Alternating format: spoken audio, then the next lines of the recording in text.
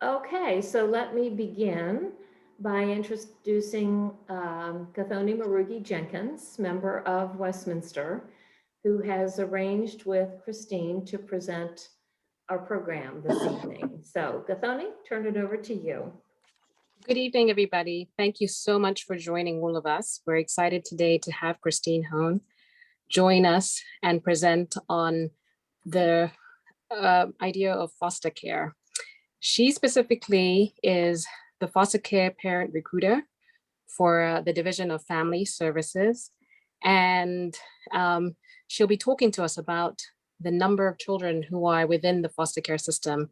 Currently in the state of Delaware, there are over 600 children uh, in foster care.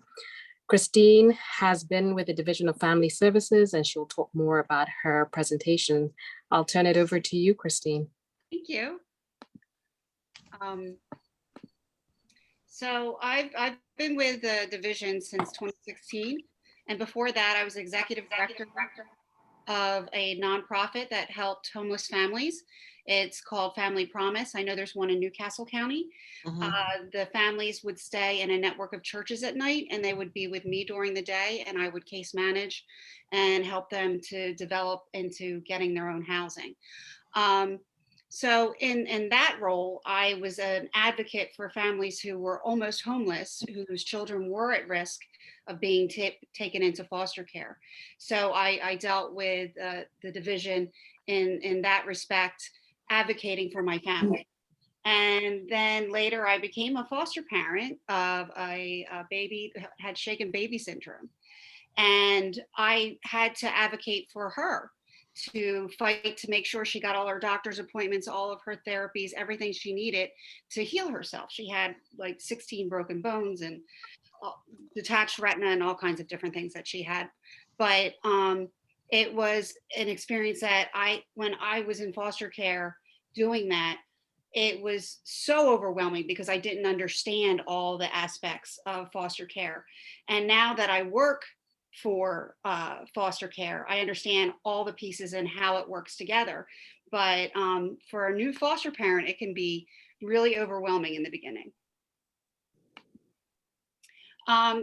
The goals that we're going to go through that we hope that you'll understand is that you identify the goals of child welfare, explain the difference between foster care and adoption, and determine, this is the presentation that we give foster parents. So after this information session, they would be able to determine whether it was something that they wanted to pursue or not, because we tell you the good, the bad, the ugly. And that we're hoping at the end of the information session, you can make an informed decision, because a lot of people have thoughts of foster care as pie in the sky and perfect and everything's wonderful, and it's hard work. So we want to be truthful and honest when we're telling you what foster care is. So the overarching goals of the pre-service training that we go over is that the accurate self-assessment. So that means at the end of the pre-service training, you're going to know whether this is something that you want to do. The child welfare goals, and we'll go over that. Placement stability. Placement stability is something that we want to keep the children in as few placements as possible without disruptions, because it creates less trauma.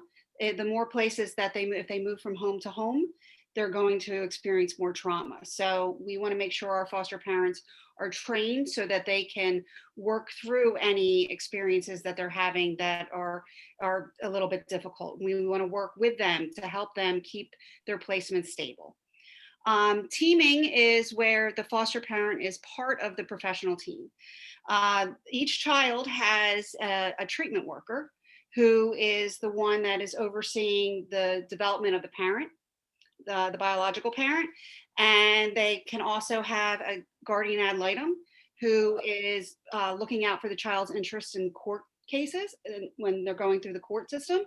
There could be a CASA or a CASA, which is a court-appointed advocate for the child. And there's also the foster home coordinator, who oversees the foster parent. So the foster parent is as important as any of those other team members.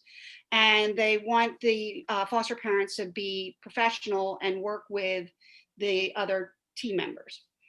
Parenting differently. When a child comes into foster care, you might not be able to parent them the same way that you parented your own children, because that child's going to have its own set of issues or traumas that are going to make it that you have to maybe look at the way you parent and perhaps try something different than you would have done with your own children. Respecting differences is about respecting diversity and just the differences. If you have a child that comes into your home, that if they're not used to the kind of food that you eat, you might have to just have hot dogs and chicken nuggets all the time for that child until they can transition into eating the things that you would eat. So you have to understand that there's differences between the families. So I touched on some of these things, so I'm not going to go in like super duper detail on each of them. Respect for diversity, we went over that. One of the things that I have here, it says foster caregivers are encouraged to explore their own issues of diversity to increase their competence in working with diverse children and families. The professionalism of foster care is where I was talking about being part of the team. And the young children, many children are removed from their home when they're most vulnerable, when they're 0 to 5. And that can create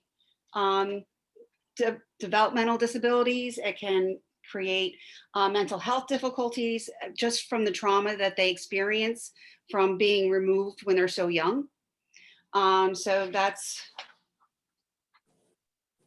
about the young children, that we have to focus on minimizing their trauma, because older children might be a little more resilient, but the young children, it can really affect them farther on. Preparation and transition into adulthood. We have programs that we sign up our teens when they're 16 to get prepared for independent living. And what we do is we have different programs that when they age out, they can begin a program where they get a stipend and an apartment with reduced rent. And they have to, there's conditions, they have to work so many hours. If you are a foster care child, I believe you can go to State University. If you age out, you can go to the State University for free. So that's something that's kind of nice. Kinship care is where the last thing we want to do is take a child from its family and put it with strangers. So what we look for before we even try to find a foster family is maybe there's someone who's a friend of the family, a teacher, a distant cousin, an aunt, an uncle, a grandparent, someone that can take this child that still has connections with the child, because that'll be less traumatic. It's built a little bit different than foster care. The number of hours of training, I think, is like 13 versus 30. And the stipend that they get is much lower, but we want to keep the children where they have a connection. So if they know this person, it's going to be way less traumatic than just showing up at someone's house that they're not familiar with. And the trauma-informed care, that's something that we've changed, and I really focused, I think, in the last 10 years or so about understanding the trauma that the children have gone through, and to help have training for the foster parents so they can understand how to address any issues that come or behaviors that come from the trauma. Does anybody have any questions? You take him upstairs. Now, trauma is an experience in which a person experiences or witnesses or is confronted with actual or threatened death, serious injury, threat to physical integrity of themselves or another, and the event overwhelms the child's ability to cope and causes feelings of fear and helplessness. Some of the examples of trauma events are child abuse or neglect, A child can be taken away just if a family's homeless, or if there's not enough food in the house, or things where the child thinks their life is great because that's all they've known. But they don't, that the trauma that they feel is like, you're ripping me away from this family that I feel safe in, but it's not necessarily a safe environment for the child. Abandonment, witnessing domestic violence, separation from parents, siblings, or other attachment figures, witnessing or experiencing community violence. A national study of adult foster care alumni found that 25.2% had post-traumatic stress disorder, nearly double the rate of war veterans. And to assist children in coping with trauma, foster parent caregivers should develop the essential elements. Now, this is something that I put in here. I'm not an expert, but it's something that I was exposed to about 2 years ago. And I wanted to expose you to it so that you could do some more research and find out about it. It's called ACEs. It's Adverse Childhood Experiences. And they have like tests, and I'll pull up one of the tests that'll show you the questions. It shows that the children who experience these adverse experiences, they have long-term effects that can affect their bodies. They can have heart attacks younger. They can become alcoholics at a much higher rate. They can develop diabetes. All these things that affect their body, and it's from the toxic stress of experiencing these experiences. So I'm gonna pull up, there's this video that is a documentary, Resilience, and I'm gonna pull up the trailer from it because this movie, this documentary, really exposed me to what ACEs was. If this is something your church wanted to buy, I believe it's a little expensive. It's $350, but you can show it unlimited. Like, you can do viewings of it as many times as you want after you purchase it. So I'm gonna pull up the video.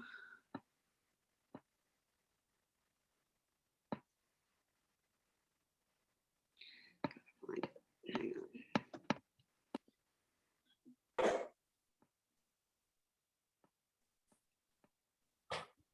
Here it is.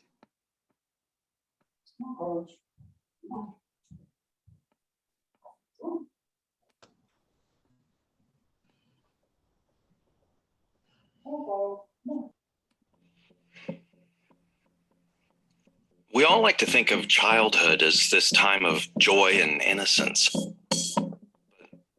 For many of us, it's just not true. When you grow up in these type of situations, it's not something you talk about. I know I didn't.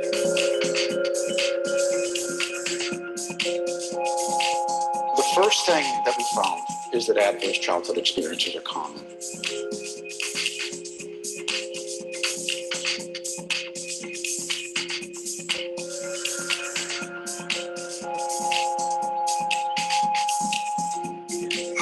Kids are young, they don't know what's going on, they won't remember anyway. Well, the child may not remember, but the body remembers. There was this incredible gee whiz effect. You mean adverse childhood experiences cause heart disease and lung disease and liver and cancer? Exposure to trauma affects children's developing brains.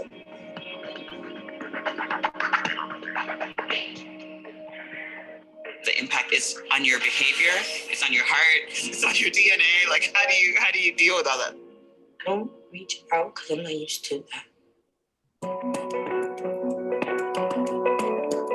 We have a whole new body of knowledge now that could open up what we have up till now been seen as intractable, unsolvable problems. No child should be punched or kicked. No child should be punched or kicked. If you can get the science into the hands of the general population, they will invent very wise actions. Do you feel like any of the interventions have been making a difference? They made all the difference in the world. It's there, it's possible.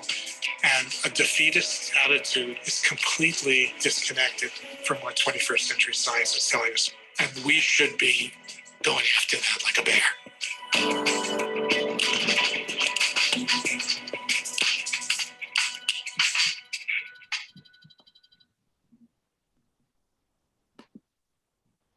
So some of the things that I printed out, that the interventions that they find that are working for this are to make sure that there's close and stable relationships with competent caregivers and other caring adults. These are things that can reverse these adverse effects. Parents and adults who model resilience, identifying and cultivating a sense of purpose, faith, culture, identity, individual development competencies, problem-solving skills, self-regulation, social connections, socioeconomic advantages, and concrete supports for parents and families. So what they found is they gave the parents support, they were able to reverse some of these adverse effects. And it's mind-blowing. And I know that's off topic, but I needed to share that with you. So let me go back to the PowerPoint.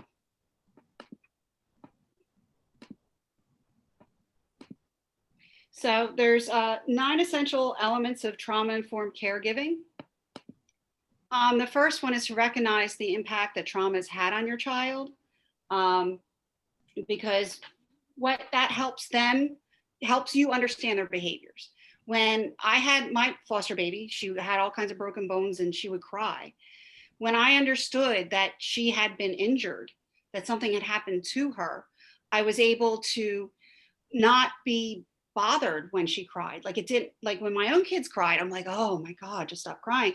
But when she cried, I just wanted to help her. You know, it was something that as soon as you recognize the trauma that happened to this child, it makes you react completely differently to the behaviors. So this one is to help your child feel safe. Some examples of this are maybe the child wants to sleep with the light on, because that's, you know, they're not sure where they are. They don't feel, you know, they're uncomfortable. They want to sleep with the light on. So you let them sleep with the light on for a while. If there's things that you can find out from the caseworker, we also do a thing right after, we try to do it within a week after the child is placed. It's called an icebreaker, where the foster parent and the biological parent meet.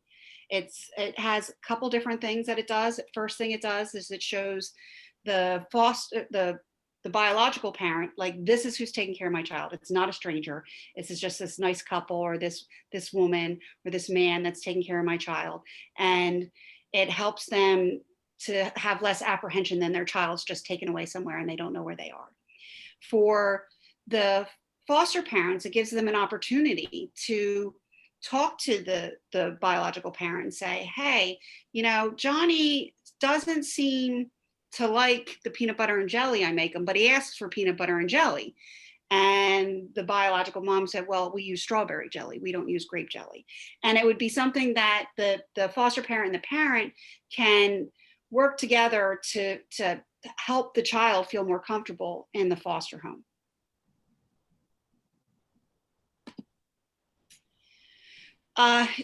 This is something that we have our foster parents have a lot of training with, is to help the children understand and manage their overwhelming emotions, because they don't understand that they had trauma. They don't understand that they have all these feelings, and to be able to really manage them. So it's, as a foster parent, your job is to help them understand and help them perhaps get them in proper with therapy and different doctors to see if there's things that can help the child. Help your child to understand and manage difficult behavior. This ties into the emotions. So when they have those overwhelming emotions, sometimes they have behaviors that are because of the emotions and the things that they feel, and they don't realize that they are behaving the way that they're behaving because of what happened to them, what they're feeling about what happened to them. And so you threw all the crowns on the floor. But I understand that you're upset, and that's okay. So we'll just go and pick them up. And that's the kind of thing that you have to help the child, like, understand why they're doing what they're doing, and to help them to mitigate what their behaviors are. Respect and support the positive, stable, and enduring relationships in the life of your child. This is where, if they have a grandmother or a family friend that they're still in contact with, that is a good, stable, positive role model, you want to encourage those connections because you want the child to be able to be stronger. And if they have those supports, that when they go home, they'll still have those supports. We don't want to take away any of those things from the children. We want to keep them. So even if they don't go back home, they will have those relationships for if, say, they get adopted, they'll still have those connections. And that's not something that you want to encourage those. You want to help your child to develop a strength-based understanding of their story, his or her story. And what this means is, these kids have been through a lot, and you want to build a strength-based story. So you want to look at the strong things that are in their lives, or things that they got from their families that are positive, or things that they learned from their families that were positive. And you want to build that story, a positive, strong story for that child to carry with them, so that they don't identify as a child that was ripped away from home and now I'm in foster care and I'm a foster child. No, I'm this is me, this is who I am. So you want to help the child develop that strength-based understanding of his or her story. You want to be an advocate for your child. So what this means is you're the one with the child more than anyone else. You're with the child more than a teacher is. You're with them more than their biological parents because they're only going for visits. You are with them more than the caseworkers. You're with them. So anything that you see, you need to advocate for that child. So if there's some problem with school, you need to advocate for the child and make sure that the caseworkers know, and you have their education plan, and that you can work with the school to help them adjust things. If you see that there's medical needs that the child needs addressed, then you need to advocate for that too as a foster parent. That's something that's really important because the foster parent is the one who is with the child most of the time. So they're going to see things that other people aren't going to see. They're going to see tiny behaviors. They're going to see slight medical things that other people aren't going to see. So it's something that's very important that the foster parents advocate for the children. Promote and support trauma-focused assessment and treatment for the child. That goes along with the last one. As an advocate, you want to make sure you get trauma-focused assessments, any treatment for the child, make sure that if they have any psychological needs, that you get them evaluated, and so that we can start to heal them from while they're still in our care. And the last thing we do is tell foster parents to take care of themselves. And I know one foster parent who has an hour where the kids everybody goes to the room, and it's the 1 hour the kids get screen time. So they all have their tablets, they're all in their rooms, they have their phones or whatever, where she gets to read a book or do whatever she wants to do. So it's an hour before bed that everybody woosah time. And so I think that's a great example for setting aside and creating a routine that everybody gets a little bit of self-care time. So I think that's a great example of that. So here's a movie or a video that I've seen many times, and it still chokes me up when I watch it. So let me start that. Mm-hmm.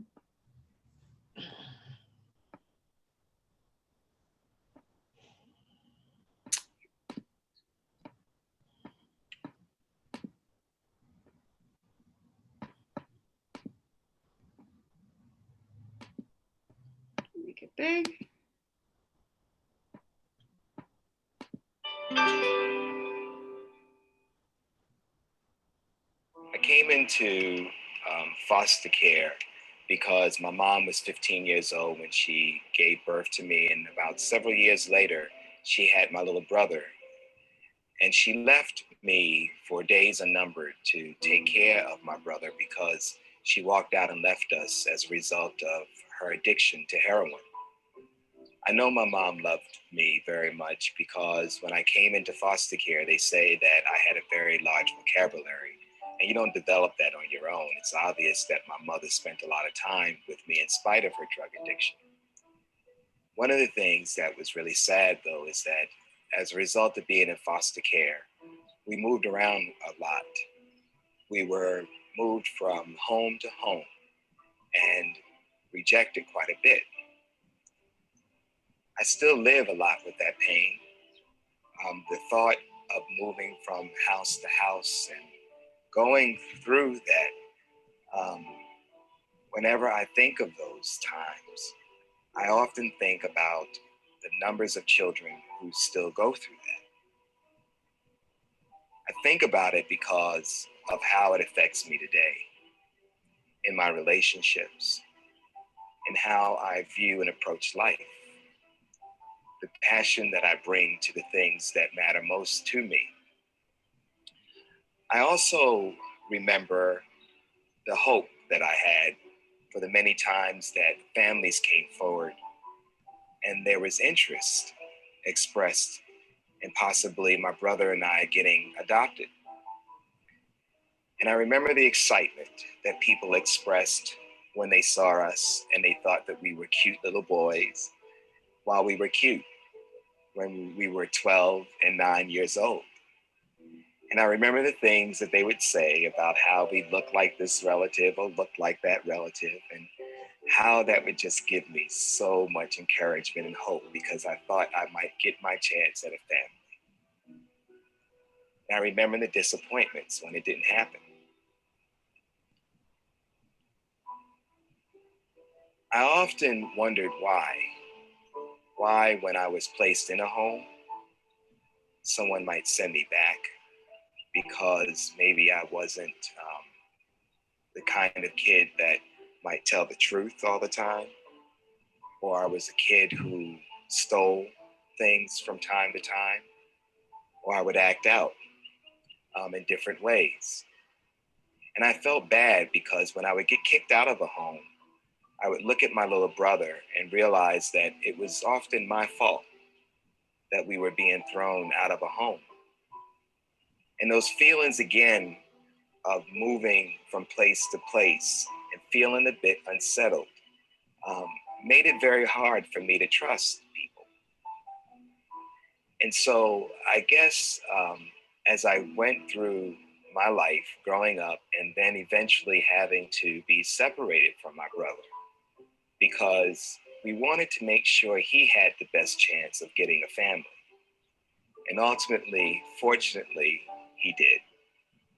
My brother ultimately did get adopted, and it hurt him that we couldn't be adopted together.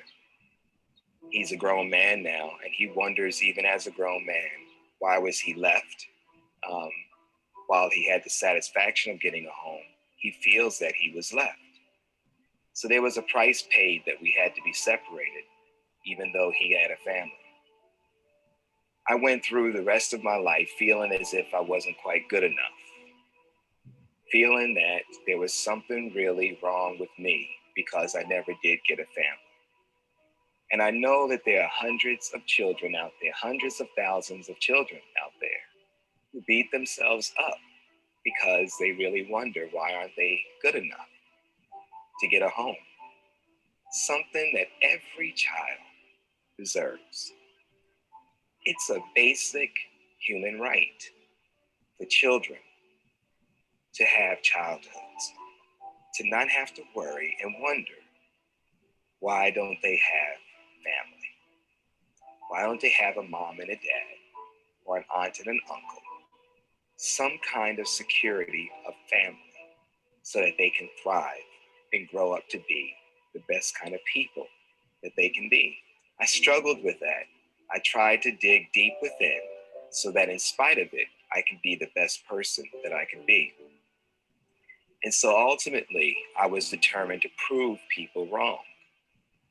I wanted to make sure that I would be in a position one day to care for my brother if something could happen, when something happened to him, and to care for my other siblings that came along afterwards. So ultimately, I did do that. I went on and I graduated from high school in spite of all the moves, and that resulted in me having to go to 6 different high schools. And I graduated on time as my class valedictorian.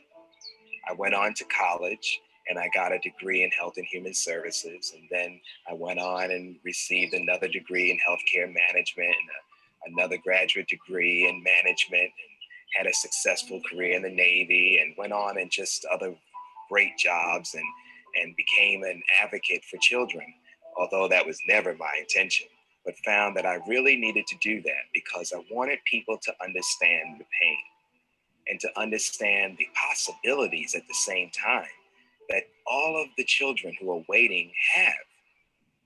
And I often wonder now that although I never did get that family, that when people look at me and they see that I actually became the director of a major foundation, that I was the chief of staff in the mayor's office in Washington, D.C., and that now that I run a major advocacy organization, I actually wonder, who wouldn't want to call me son now? Who wouldn't be proud of having me as a part of their family? And how many children out there would say the same? So let me pull back up the PowerPoint. Sorry, I toggle so much because it's.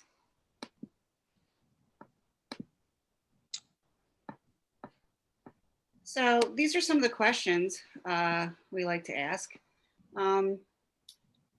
How was Shane impacted by the multiple moves? Anyone have any thoughts?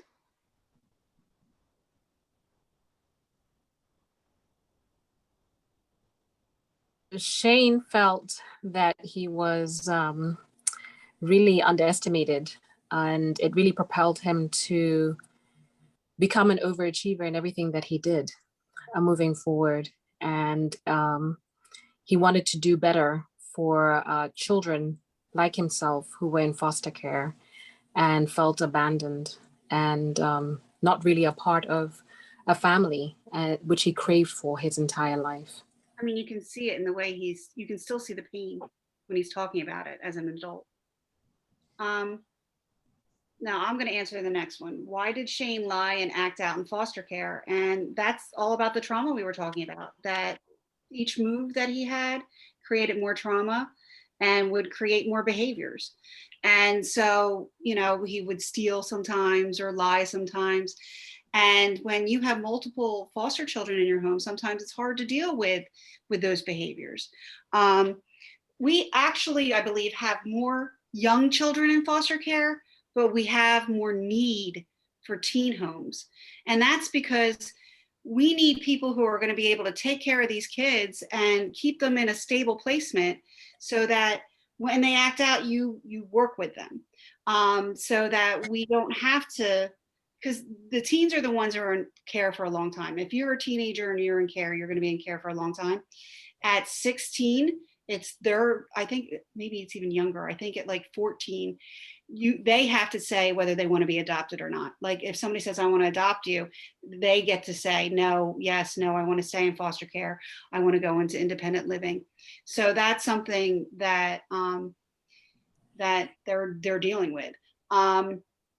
So we do have problems with placing teenagers just because they have so much that they have gone through, that we always need homes for the teens because they're in care longer and they're harder to place. So that's, even though we have more young children, they're easier to place. It's the teens that are harder to place. How were Shane and his brother impacted? Well, I think it's obvious that there's a lot of sadness and feeling of just inadequacy on both brothers. And I can only imagine the heavy load they're bearing also because, you know, their parents are not involved either. So it's kind of an ongoing stress mechanism, I'm sure, that just brings on that inadequacy. And I mean, you heard in the beginning, Shane talked about other siblings that his mother continued to have. So I'm sure that impacts him also. How do you think Shane felt about his birth mother?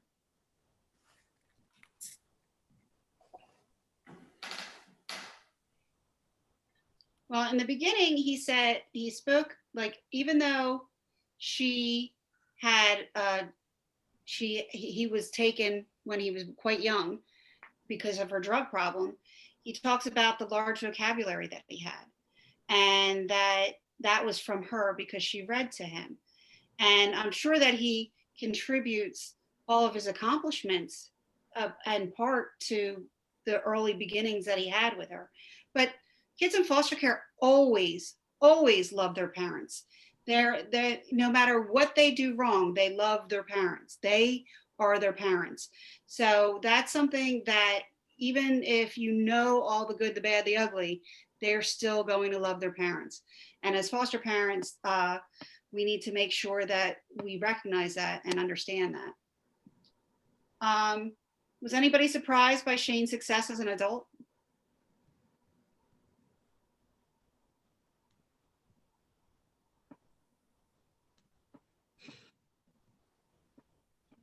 I think that the way that he managed to get valedictorian after 6 schools for high school proved that he was very intelligent and determined to still do well in spite of all of the circumstances that he had. So when he describes that, I am not surprised by his success as an adult. So we do have, there's like a lower rate of high school graduation.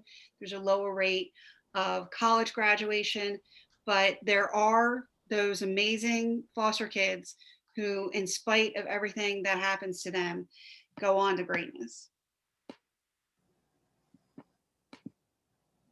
There's 5 fundamental principles of child welfare practice. The first goal of child welfare is to protect the child from harm. So we want to make sure that all of the children in the state of Delaware are safe.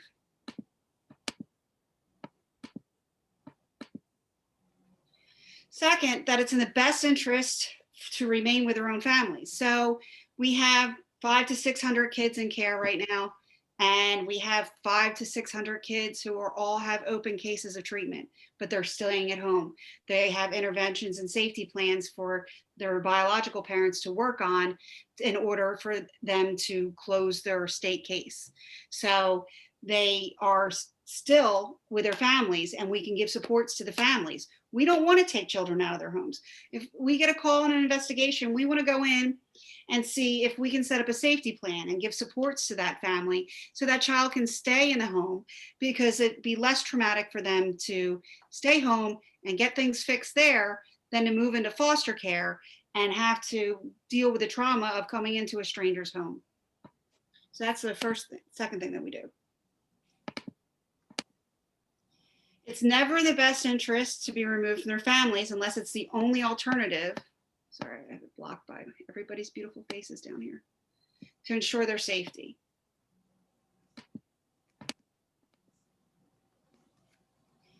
And permanence is essential for all children to develop into healthy adults. So what that means, at a certain point in the plan with the parents, the judge will say, okay, you haven't done everything that you need to do, and the focus is going to go towards permanency. And what that could be is guardianship or adoption, or there's one more. I have it on another slide, it'll come up. So what we want to do is we don't want kids in foster care forever. We want to have a permanent plan for them. And like, reunification is the primary one. Like, we want them to go home. We want every child who comes into care to go home to their parents, but sometimes that's not an option. So usually I think there's like a 2-year window. Sometimes it runs longer, but it's usually a 2-year window. Around a year, the family has had a whole year to work on their safety plan and all the things that they need to do and classes they need to take and changes they need to make in their lives.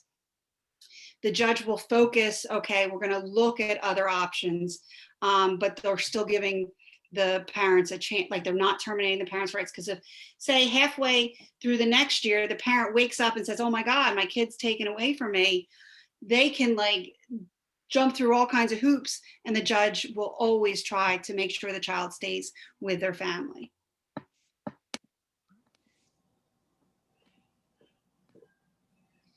And children who need an out-of-home placement should always be in the least restrictive, most home-like environment as close to their home as possible. So we try to keep children in their same geographical areas. That way it's easier to get them back to their same school. We try to have all kids in foster homes, but we have group homes. We have homes for children that we can't get in the group homes. We can't get them into foster care.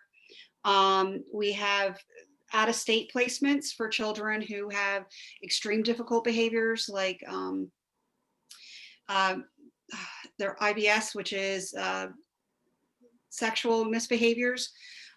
We've had children who are fire starters. Those kind of things are usually in out-of-state placements. But we try to keep all our kids in foster homes if we can.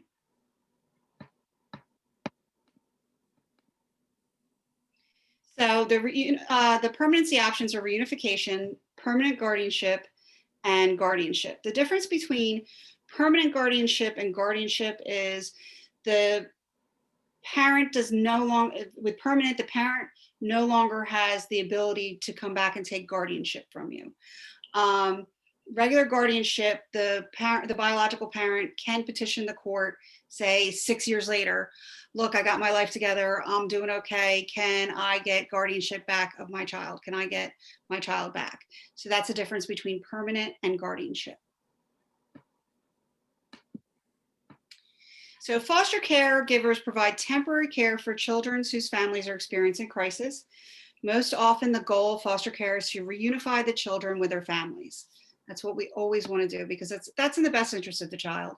If we can get their parents and their home and to be a safe environment, it's in the best interest for that child to be with their family.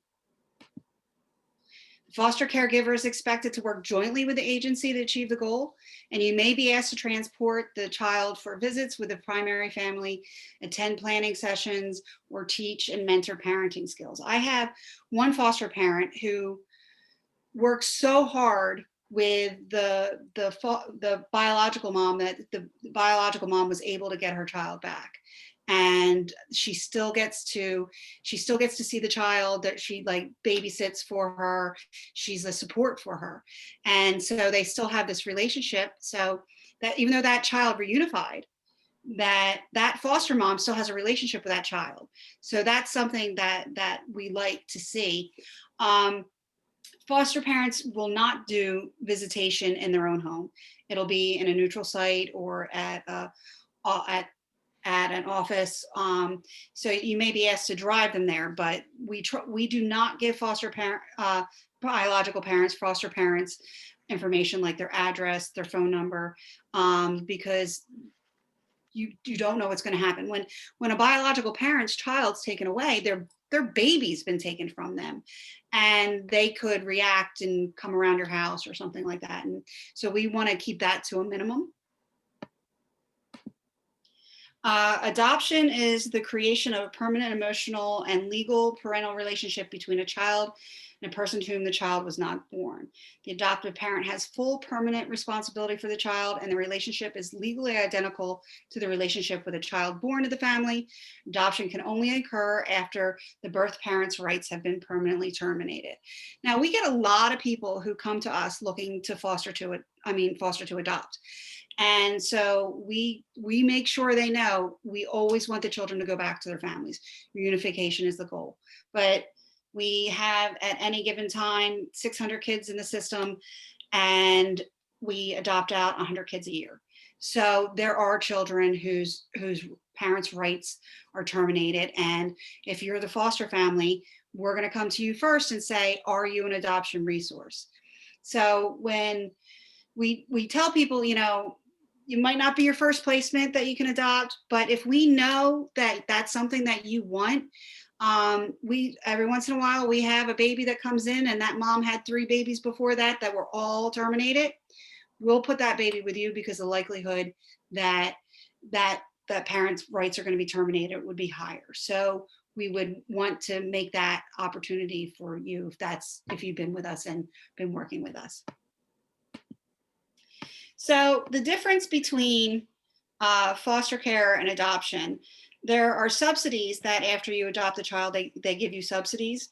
But they're set at different time frames throughout the year and for different things. For foster care, you get a per diem rate, which can be anywhere from $20 to $55 a day per child. It's not a lot. I tell people when they come to me and say, I know all these people get foster kids to make money. I say, no, you want to make money taking care of kids, open a daycare. They pay more and you can send them home. So, yeah. The difference between the bedroom space. So like if you're at foster care, you have to have children of the same age, of the same sex, staying in the same room. Where if you're an adopted parent and you have a brother and sister, they can stay in the same room if that's what you want to do. Ear piercing, also goes for haircuts, any body modification. So a haircut is a body modification, is the primary parent's decision. We've had kids little boys, whose hair is so long, the moms have to put them up in buns, but they can't get their hair cut because, and part of it is that it's the biological parent has had everything ripped away from them. They have no control. They have no say in what's going on with their child. And they're having to jump through all these hoops and have all these state people coming into their home and telling them what they need to do. This is one thing that they control. They can say, you're not cutting my son's hair. You're not cutting my daughter's hair. So this is something that happens quite often. I mean, ear piercing, I don't think anybody would pierce a child's ears that wasn't theirs, but like the haircut thing is real. An adoptive parent, they get to make that decision whether or not they're going to cut their hair. There's one thing that they developed about 4 years ago. It's called prudent parenting. Before that, you had to get permission to do anything with your foster child. So if you wanted a babysitter for Tuesdays, you had to let your caseworker know ahead of time who that person was. They'd probably run a background check and they would do like all this like crazy stuff. Now it's called prudent parenting. So you can treat that child like you would treat your own child. So you're running to the grocery store and your neighbor's going to watch your kids for half an hour. They can watch your foster child too. Now there's rules about going out of state because we're such a tri-state area. They're okay with day trips. You might want to send your casework, your foster home coordinator an email, hey, I'm running to PA to visit my grandmother or something like that. But the rules are much, you used to have to get permission. Now you might need to notify somebody, but you used to have to get permission. Now, vacation that's longer than 48 hours, you would have to get permission of the biological parent. So we have families who are going to Disney and the biological parent doesn't want to get permission for that child to go to Disney. And it's understandable. If the parent hasn't been to Disney, maybe they want to experience that with their child. They, it's not so much that they want to keep their child from that experience, but it could be something that they want to share with the child. So if that's the case, what we have is respite care. And we'll place that child with another foster family and they'll take care of that child while you're on vacation. We would just need like a couple weeks notice for that. And respite could be, I need a day next month just because I need a break and I'm going to go get a pedicure and we can do respite. And the foster parents that watch that child get $20 a day for that respite. So let me go ahead. Foster care, I think I've gone over this quite a few times, is temporary care in your home.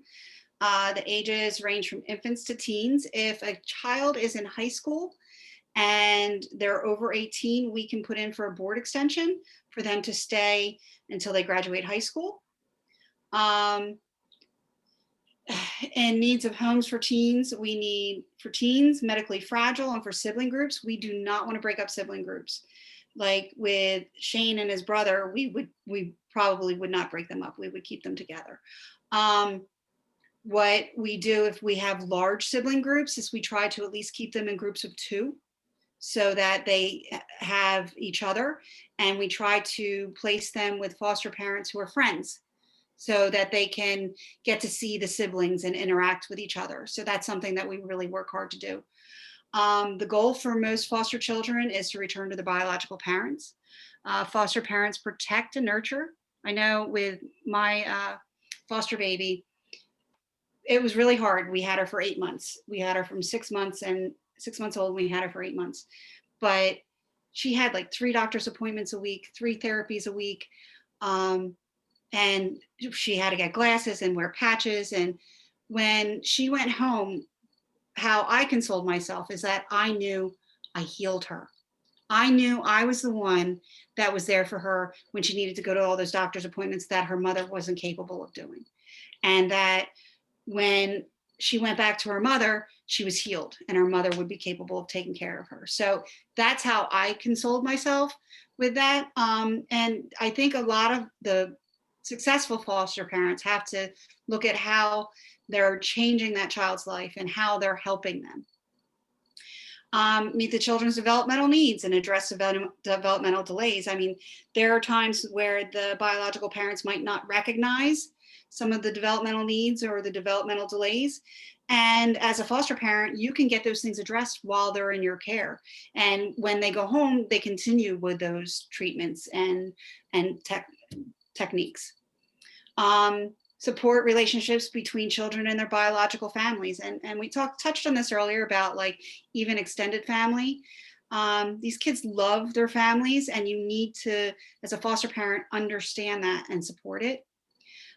Promote permanency planning, leading to reunification with a child's family or other safe nurturing relationships intended to last a lifetime. And that's the permanency that we talked about. Because a child should not be in foster care their whole life. They really should have a permanent plan. And that's one of our goals. The approval procedure, I left this in here just so that I can go quickly over what the procedure would be.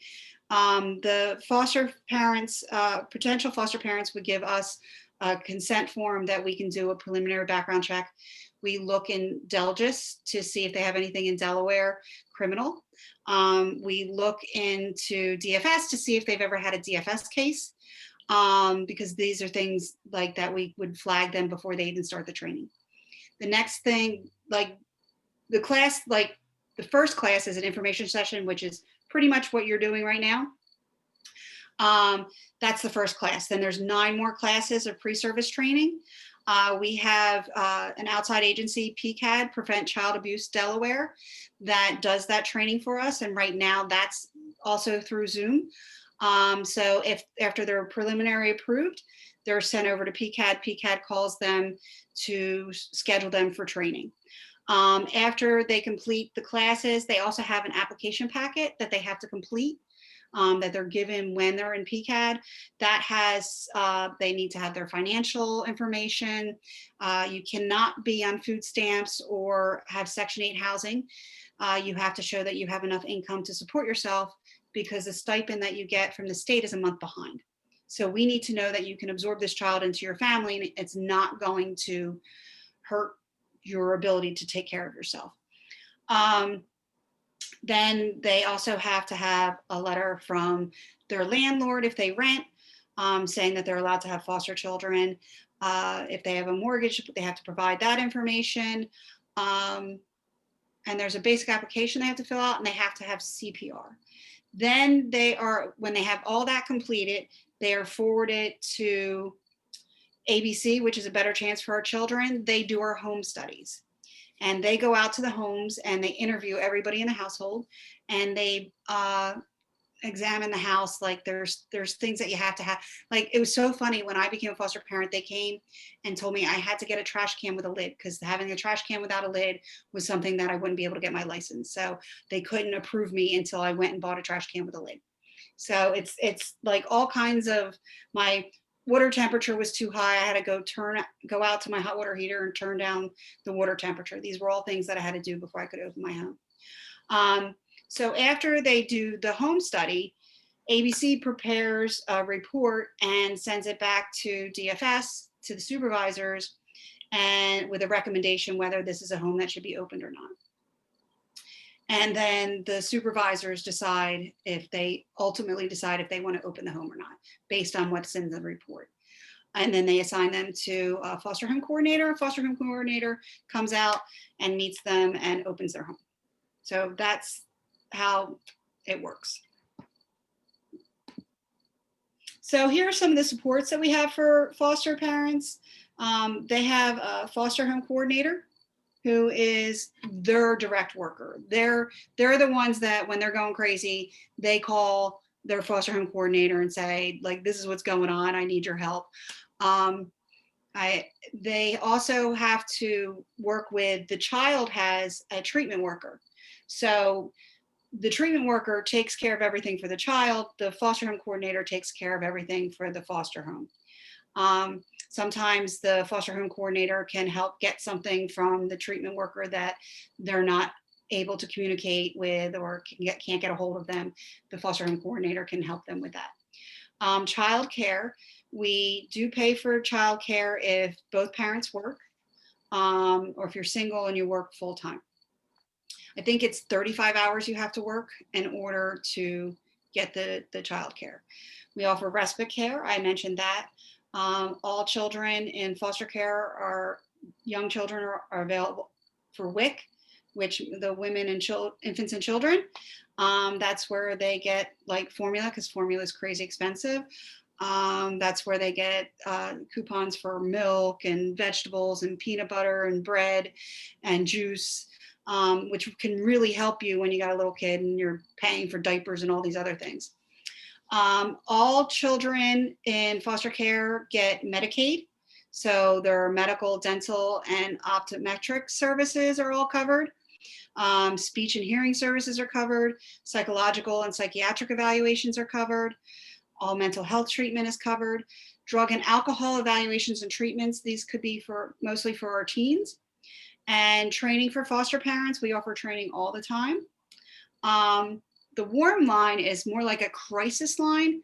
That is where if it's after hours and you have a teen who's acting out and you're ready to pull your hair out and ready to like say, take this child out of my home, you can call them and the worker will try to help you de-escalate the situation. And at some point, they may also come out to your home to help you de-escalate, which is something that can help keep placement stability. So those are the kinds of things that we want. And in-home consultations, they come out to the home and the foster home coordinators come out to the home. So that's all I got. No, very good. Any questions? I know it was a lot and I talk fast, so I apologize for that. I have one question, Christine, and thank you so much. That was a lovely presentation. You covered a lot of stuff. What's the situation right now? Do you need more foster parents? I mean, do you have? We always need foster parents. We always need them because if a family adopts, they close their home for at least 6 months. So we lose a family that way. You can only have 5 children in your home. So if your home's full, we don't have any more room for children. And there's in Newcastle County, like if you take all the cases, so say we have 600 kids in care right now, 300 are in Newcastle County. Right. 200 are in Kent and 100 is in Sussex. So the bulk of the need is definitely Newcastle County. So it's just, we constantly need new foster homes. We are barely opening enough to replace the ones we're losing. We might be like one ahead. Do you know what I mean? So we always need foster homes, especially for sibling groups and teens, because the babies are easy to replace. Everybody wants a baby. I'll borrow a baby for the weekend. I'll do respite. Christine, could I ask you to stop your screen share so that we could see everybody in the gallery? There we go. Thank you. Thank you. Other questions, comments? I'd like to know in general what the, I I guess the cost of this is for the state. What in general is the Well, Yeah. the children get paid, the parents get paid based on their training. So Mhm. there's like 5 levels of training. So the more difficult, and all the children are based at a level based on their difficulty of care. So like those kids that I was talking about are setting fires and doing bad things and, that are hard to Mhm. place. They're a level 5 and they get paid $55 a day for that child. So we do have kids that are at level 5. But if the foster parent isn't trained to level 5, they're Right. not paid that 55. If they're trained for level 1, they're getting $20 a day. If they're trained for level 2, even for that child who's a 5, they're getting paid $30 a day. If they're trained at a level 4, they might get 40 a day, but they still have that child who's a level 5. So every child is given a level based on their difficulty of care, and the more training you get, the more you get paid. And they don't call it pay; they call it a state stipend. And right now, with the Zoom training, we're trying to get everybody trained up, level up. While you can do it when it's easy, and that way, when you take a child that's higher, you're going to get paid the higher rate. Now, the trainings, you can take them out of order, but you can't be a level 5 until you've completed 1, 2, 3, and 4. But you can take level 5 classes when you're still level 2. And then you only have to worry about 3 and 4.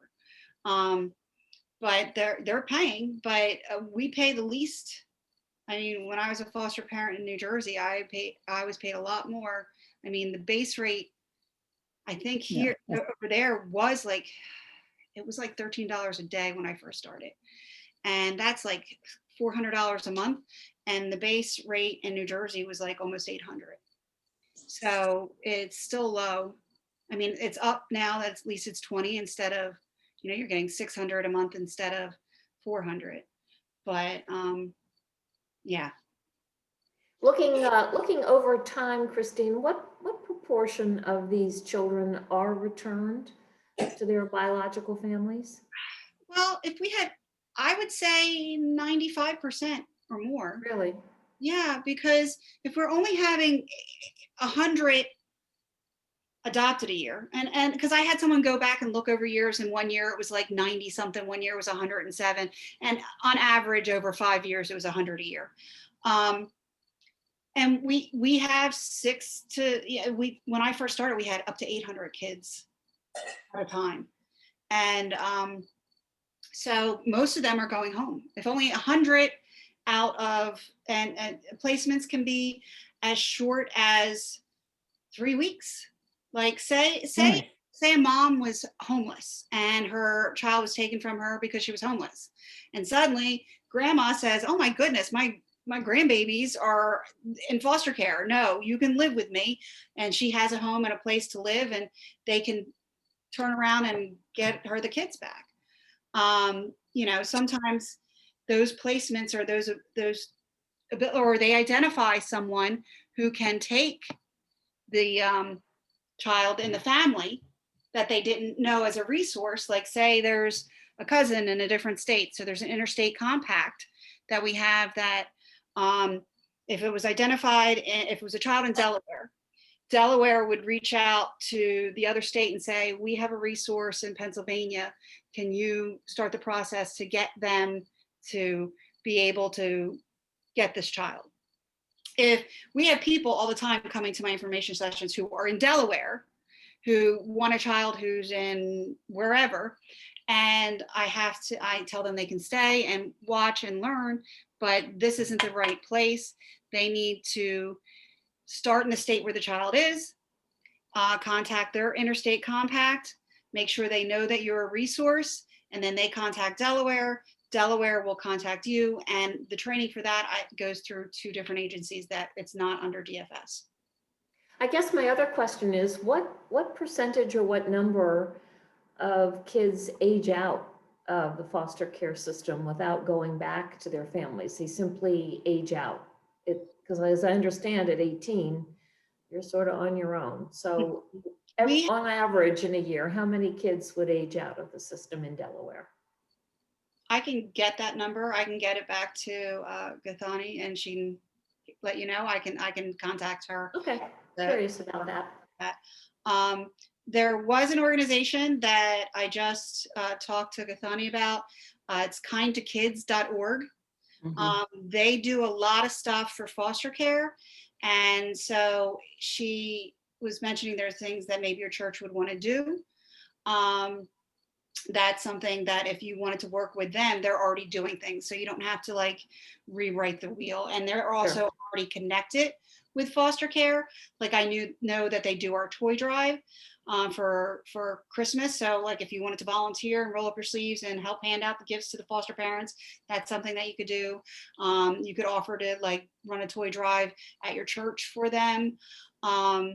So they I just got an email from them that they have a program that helps kids who age out of foster care for college. Once they enter college, they have someone who will advocate for them and walk them through the system. So like when they're going to apply for college, they'll go with them to sit down and pick out their classes and explain how it works. And they have all kinds of supports for these kids going into college, because only 2% of foster kids graduate from college. That's a national number. And if they also have some fundraiser that they're doing in September that I just saw in an email. So that's something, if you wanted to support them that way, maybe that's something you could do. But it's kindofkids.org, and they do a lot for foster care in Newcastle County. And I know they do some in Kent, not so much in Sussex. Sussex has a group of foster parents who do a lot to support the foster parents. They do like book bag drives, and they do their own Christmas party and their toy drives and all that kind of stuff. Well, Stephanie Cloud, who's from the Unitarian Church in Wilmington, is involved in an organization there that works with kids who age out of the foster care system. And they're very busy right now, but she's promised to set up a class for us when they're a little less busy, so we can learn more about that aspect of kids who, I also, in that email I got from Kind of Kids, they have a program that if you want to be one of those advocates to help the kids through college, they have a training program in trauma-informed care that will help you work with the kids, and you can be that advocate to help them get through college. So that's something that they're looking for people too. Yeah, it's their only hope, really, is to keep on getting the education. Like that story, the Shane story, that was really great, because he knew. And I hear a lot of the kids that have aged out, that's what they know, that's their path that they have to take in order to take care of themselves. And they, one of the things that impresses me about them is they know how to take care of themselves by the time they get to that point. So it's it's really great. I know I went to the Youth Advisory Council, which are the kids who are aging out, the 16-year-olds. Kind of Kids came to them and had these books that I asked if I could have one for my daughter because she was having trouble adulting. It's an adulting book. It told them how to apply for a job in plain language, like how to apply for a job, how to write a check, how to balance your checkbook, how to look for an apartment, how to, like, all of these things that like these kids today don't know how to do. So like if you're in foster care, it's even worse. So it was just an amazing book that they self-published and they gave out to all the kids, and it was just written so plain language and easy to understand, and I was really impressed with it. Well, Christine, we want to thank you for being here tonight, and deep gratitude to Gathoni for arranging this. We try to hold these to the hour 15, so we've reached the end of our time, but you've given us a lot of information that we didn't have, a lot to think about, and a lot of avenues to learn more and see if there aren't ways that either individually or collectively as a group we might get involved in helping these kids. So we're very grateful for your time. Awesome. Thank you. Thank you. Very nice. Okay, everyone, next week, our class is going to be given by the Delaware Nature Society. They have a program called Renew, which is focused on STEM based projects and programs and education for Wilmington City youth in projects that are involved with getting Wilmington youth out into nature, into the city, building projects and programs that help engage them in nature and in beautifying their areas, as well as other aspects of environmental justice programs. So we hope you'll join us next Thursday for that program. In the meantime, stay cool. Enjoy August, and we hope to see you next week. Gathoni, any closing words? Thank you so much, Christine. I think we all really benefited from this program and certainly learned so much about the foster care system. Thank you for the time that you put to modify the presentation, and Shane's story will stick with me as well for the rest of my days. It was very powerful. Thank you. Indeed. Thank you all. Good night. Good night.